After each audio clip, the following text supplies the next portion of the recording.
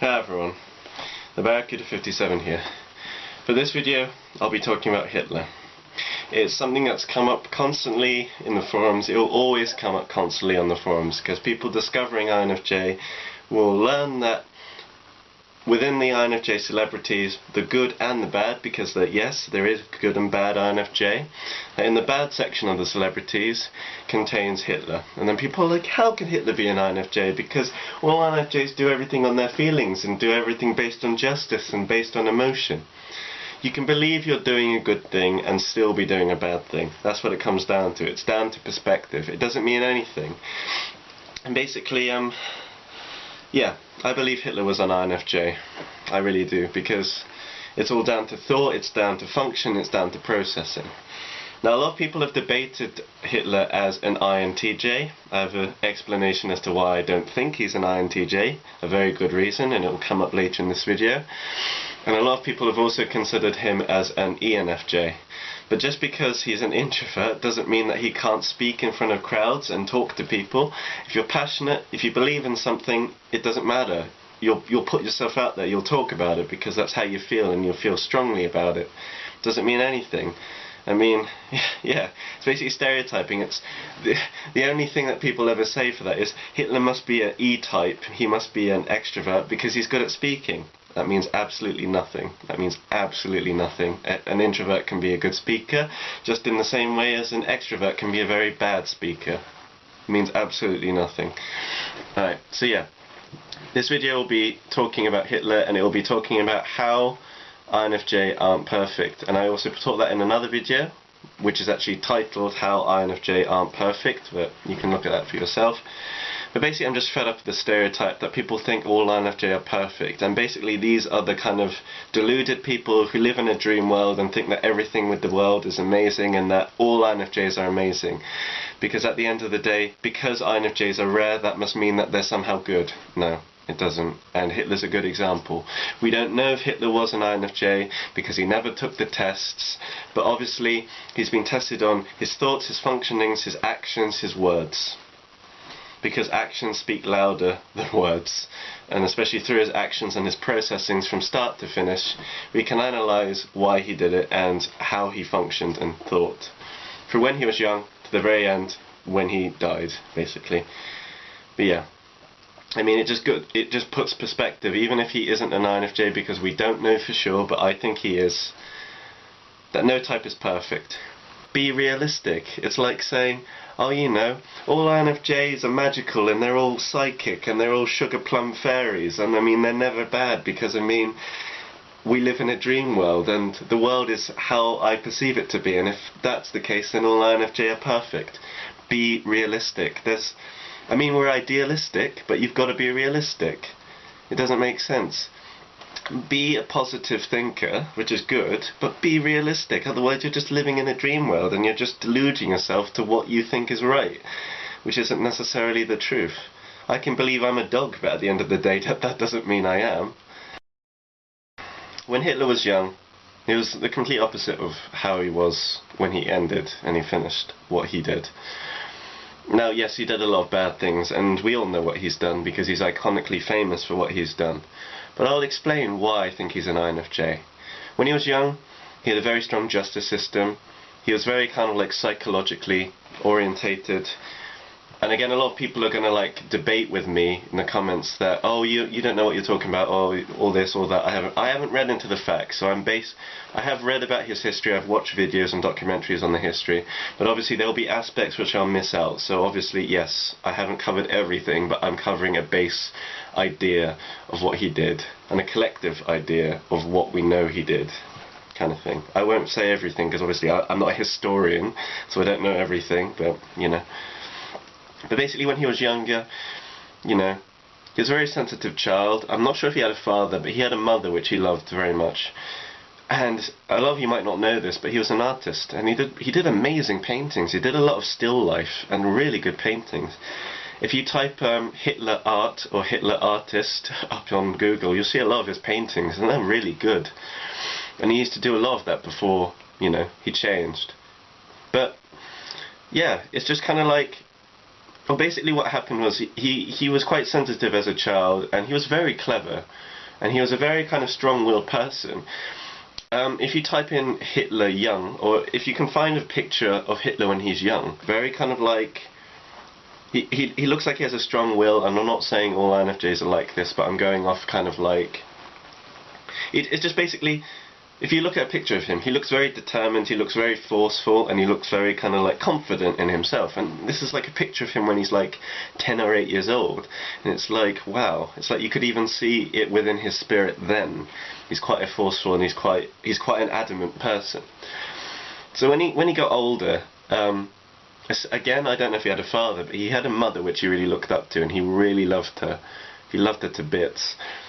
And I think he got bullied. Well, we all get bullied at school, but I think he got badly bullied at school, and he resented a lot of people, and he thought that society was wrong. And again, he thought he was different, he was weird, he was strange, he was unique, and he was like odd. You know, he didn't fit in with people, and he liked to be by himself, he liked to paint and stay indoors. He wasn't seen as a social person, which is why I consider him as an, not INFJ, which is why I consider him as an introvert, because he loved painting, he loved to keep to himself, and he wasn't really an outdoor person, but he was very confident in himself. So he was good at speaking to people, he was good at talking to people, all these things. As he got older, his mother died. She died to the hands of a Jewish doctor, and a lot of people debate that because he loved his mother so much, and this Jewish doctor couldn't save her, he resented the Jews because of that. Now, obviously, everyone's different, and because he's got kind of no kind of parental support, he had to believe in himself. Again, I'm not sure if he had a father, I don't know, but because he basically had no support, and he was quite a confident person, he believed in himself, and he believed in his own justice. And because he cared so much about his mother, and he lost his mother to a Jewish doctor, over time he kind of built this idea that Jews are bad because they take away anything that's good. You can believe, do you know what I mean? It's like you can build up this idea in your head. Jews are bad because they've taken my mother, and they must be the source for all that's bad in the world. Do you know what I mean? It's like, that's just an idea, fair enough. But if you keep thinking about it, and you think about it day upon day, you'll start to believe that that's a truth. You'll start to believe that that's real. And actually, at the end of the day, it's just your idea of perceived reality. It's your idea of what you think is real, but not necessarily real. Just in the same way, a lot of people perceive that the INFJ is perfect, but that doesn't mean it's true. You've got to be realistic. You've got to detach yourself and go, actually, is that right of me to say that?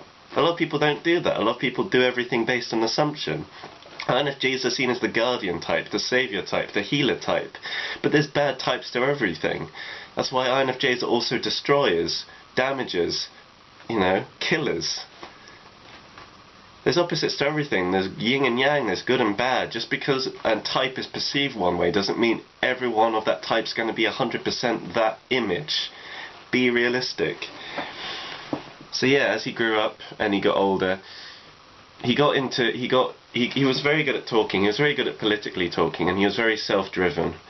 Now, I don't know the details of how he came into power, but basically as time went by, he came into power because he believed in himself, and he was confident, and he basically had a strong justice system. He was very into the occult, which is why the swastika, which the Nazis used, is actually an occult image. It's an occult symbol, which is very much an INFJ thing. Now, a lot of people say Hitler was an INTJ. I beg to differ, because the Nazi symbol is actually an occult symbol, which is a very metaphysical thing, it's a very spiritual thing, and it's a very... Basically, the swastika means healing, but because of Hitler, it's taken on a bad image. But before Hitler, it used to mean healing, and it used to mean cleansing. But then after Hitler, it's become a symbol of kind of bad, and a symbol of evil, even though essentially, in the ancient times, it didn't used to be. But that's why I don't think Hitler was an INTJ, because they think mathematically, they think logically, and they don't like the idea of spirituality because it's so touchy-feely, it's so abstract and all these things. And it's very much an intuitive trait to follow occult symbolism or to follow spiritual symbolism, which is very much an INFJ trait. So he was a counsellor, he was very good at reading people, he was very good at manipulating people, because INFJs can manipulate people. again, it's a bad trait of an INFJ. We can help people, but because we're psychologists and because we're counsellors, we can read people really well, so we can use that against people if we had to, because yes, we can be bad. There's no such thing as a good INFJ. Wake up. But yeah, imagine your psychologist turning on you. That could happen, because the psychologist can read you very well. So, who's to say that a psychologist can't turn on you and use how you think against you, and speak to you in a way that you understand, and speak to you in a way where they're convincing what you do because they understand your mindset, which is very much what he was doing. He had a strong justice system, and everything that he did as he was building up his armies, as he was building up his fleets, as he was building up his sheep, he was saying, we're doing this for justice, we're doing this for the motherland. Now you can link the motherland to his mother, because he called Germany his motherland. He lost his mother to a Jewish doctor. He called Germany the motherland as he was becoming into power. Oh, there's a link there. Maybe it's got something to do with his mother. Maybe it's got something to do with being damaged. Maybe it's got something to do with overthinking. Maybe it's got something to do with insecurity, and all these things. Basically, any problems that happen in the world are down to insecurity, basically. Because leaders fight other leaders because they're insecure about what happened to them in the past. Now, a lot of people might not see it that way, but if you think about it, that is down to what it is. Someone can say hi to you, but if you've had something bad in the past where a greeting was negative to you, you'll unconsciously be there. And even though someone said hi to you, most people will say hi back, but because you've had a past where somehow someone saying hello to you, something bad happened to you soon after, you connect that with a bad thing. And it's all down to insecurity, it's all down to past mentality, and it's all down to when you're growing up and still understanding the world. Because we all get hurt when we're growing up, but we grow from it. But obviously Hitler never grew from it because he didn't have parental support. And he believed in his ideals, and he was so idealistic, and he believed that he was doing justice and he was doing good, and that the occult will help him, and all these things. But this is what I mean. You can believe you're doing justice, you can believe you're doing a good thing, and you can still be doing a bad thing. It's all perspective. If you don't detach yourself and ask yourself, is this actually right of me to do this? You're blind to your own ideals because you're not being realistic, and you're so in your head, you can't detach yourself. And by being in your head too long, you lose touch of reality, and you kind of like get lost within your thoughts rather than kind of be a human being. Hitler never questioned that what he was doing was bad, because he always said that he was doing good. That's why I don't believe that. I mean, there are people who are naturally bad people, but they're a very, very small percentage. Hitler believed what he was doing was good. He didn't believe that what he was doing was bad. He didn't consider himself a bad person because he considered what he was doing was a good thing. He was cleansing the world of the Jews because they take away things which meant to him. A Jewish doctor took away his mother. Well, he believed that this doctor did, but actually his mother just passed away at the hands of a Jewish doctor. If his mother died to the hands of a Spanish doctor, he'd probably be wanting to kill all the Spanish. It's the same thing. It's kind of like, it doesn't make sense if you think about it. But again, what you see is what you get. So if you see the world as a bad place, it will be a bad place. Just in the same way as if you see the world as a good place, it will be a good place. It's all perspective. Now, a lot of people say that an introvert can't be a political speaker, an introvert can't be a confident speaker, and an introvert can't put himself out in the crowds. Why not? Oh, okay, I think we're stereotyping again, just like how people stereotype the INFJ. Anyone can be a good speaker. It all comes with practice, it all comes with learning, and it all comes with experience, just like everything. Just in the same way, not all INFJ are perfect. An introvert can be a political speaker. Not all political speakers are extroverts. I mean, again, it's just putting people on the pedestal. It doesn't mean anything. Okay, Hitler may have been an ENFJ, but we don't know. Hitler might have been an INFJ, we don't know. But it all comes to thought, it all comes to action, because actions speak louder than words. We can't analyse him on a test because he hasn't done a test, but actions speak louder than words. And if we consider his mentality and the process of how he got to start to finish, We can analyse it that way. He had a very introverted lifestyle, and an introverted life. Just because he's an introvert doesn't mean that he can't be a political speaker. Doesn't mean that he can't speak in front of crowds, because he did it. If you're passionate about something, if you're confident about something, and if you believe in something enough, it doesn't matter. You're willing to put yourself out there for people to listen to you. You can be an extrovert, you can be an introvert. It doesn't mean anything. I mean, I'm passionate about helping explain who we are, which is why I'm talking to you. I might not be talking in front of a crowd, but I've given talks in front of a crowd. I've played instruments in front of a crowd, solo instruments, you know. Doesn't mean anything. It's stereotyping, you know. And if the world did less of that, there'd be less conflict.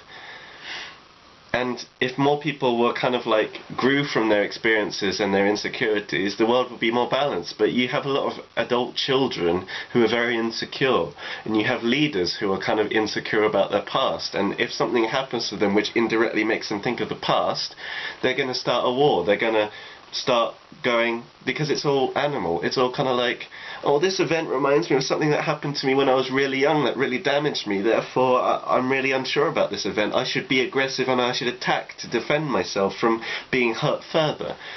Any insecurities that happen in the world happen through past experience, happen through past damage, but we grow from our past damage. Which is why if you ever have insecure leaders, it's a very dangerous thing, because anything can trigger them off if they connect with it in a way that makes them think of the past. Just like Hitler. He connected with his past in such a bad way, it created a knock-on effect for him to become the Nazi leader and to kill so many people, because he believed he was doing the right thing and he was cleansing the world of evil, when actually all he was doing was being a deluded idiot who didn't detach himself and wasn't realistic. That's what it comes down to.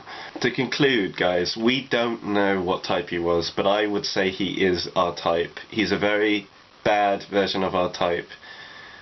He's a very deluded version of our type. He had very developed functions, but you can still be a bad person, because your actions are who you are. So, you can believe, I've said this hundreds of times, basically what it comes down to is you can believe you're doing a good thing and still be doing a bad thing. Just in the same way you could believe you're doing a bad thing and actually be indirectly doing a good thing. If you can detach yourself, you can see what you're doing for real, rather than being in your head and just doing stuff and then seeing what happens. So yeah, whether he was an INFJ or not, basically I love this topic. I don't love Hitler, but I love this topic because it basically puts it into perspective that there's no such thing as a perfect INFJ, that there's no such thing as good INFJ.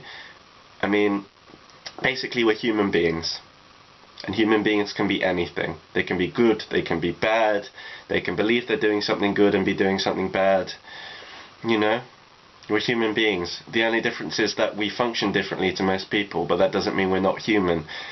We still have skin, we still have hair, we still have eyes, we still have noses, we still have teeth, we still have the structure of a human being, we still have the skull, we still have the bones of a human being. We're human beings. We just think and function in a different way. And just because we're rare doesn't mean we're perfect. I mean, this mouse can be rare, but that doesn't mean it's the rarest mouse in the world. It's just a mouse which is uncommon and you can't buy. Doesn't mean anything. Carl Jung had a very famous quote about evil people. And it's the fact that evil people don't realise that they're doing a bad thing. Just in the same way ignorant people don't know that they're ignorant. Just in the same way fire doesn't know it's hot. You know? Unless you can detach yourself, you don't know what you're doing, basically, is what it comes down to. And Carl Jung's quote is this: "The reason for evil in the world is that people aren't able to tell their stories." Now, Hitler wasn't able to express himself, Hitler wasn't able to tell his story because he was insecure, because he was damaged, and because of this insecurity he expressed how he felt by talking to people, by explaining that the country was bad and the country was run down because of the Jewish people, and at the end of the day it's just an insecurity which happened because of a small event with his mother, which is why Germany was called the motherland and all these things. Germany became his mother because he didn't have a mother, and actually at the end of the day it wasn't his fault his mother died, it wasn't the Jewish doctor's fault his mother died, his mum just died. That's what it came down to. But it's how you react to things, it's how you perceive things, and it's how you think about situations. You can build up a situation and make it like the biggest thing in the world, and actually at the end of the day it's just, you know, it's something minor. You know, it's how you respond to things, and obviously if you think too much, you'll create a reality that isn't real, and you'll create a reality which is what you consider is the truth, and is actually just you overthinking, basically. But yeah, so I'll stop there now, guys, because obviously it'll give you something to think about, it'll give you something to consider. But I ask you this, okay? For the healthy people, for the unhealthy people, because yes, there are healthy people and unhealthy people in any type. How would you face hatred in order to create peace? How? I mean, this is a question I ask myself constantly. It's a question which came from an animation. I'm not going to say what animation that was, but you can probably guess. But yeah, I mean, hatred and peace is the same as good and bad, light and darkness, you know, all these things. The thing is, we strive for good, and a lot of people who are doing bad things believe they're doing the right thing, because essentially everyone wants to do the right thing, but it's how you react to it, it's how you do things. I mean, your intention could be positive, but you could still do a bad thing. So essentially we're human beings who want to do good things, but it's like, you need to be realistic, is what it comes down to. And in a world that's full of hatred, how do you create this peace? How do you create this connectivity? How do you bring people together? You can do it through talk, you can do it through grouping people together, but then there's other aspects, you know. I mean, it's basically, it doesn't have to be answered here, it doesn't have to be written as a comment, but it's something for you to think about. Because we all strive for peace at the end of the day, and we might do bad things to get to that peace, that kind of image of peace, but it's by working together we can collectively get there without damaging ourselves and without damaging the world. By working together we can, you know, get to that image. But if we all individually try and get to that image, it's just going to be a mess, and then people are going to conflict with each other because one person's idea of peace isn't another person's idea of peace. One person's treasure is another man's junk. But if we talk and if we express ourselves, and if we kind of explain what we want, we can all work together to achieve that, rather than having individuals trying to grasp at peace and everyone fights and has wars because everyone wants to get to that peace but in a different way. That's basically it. There's nothing more for me to say. But yeah, after this I'll put up the question again. But yeah, something for you guys to consider, something for you guys to think about. And basically, yes, there are good and bad of every type. There are healthy and unhealthy of every type. There's nothing more for me to say. Anyway, thank you guys for watching. This has been TheBarracuda57, over and out.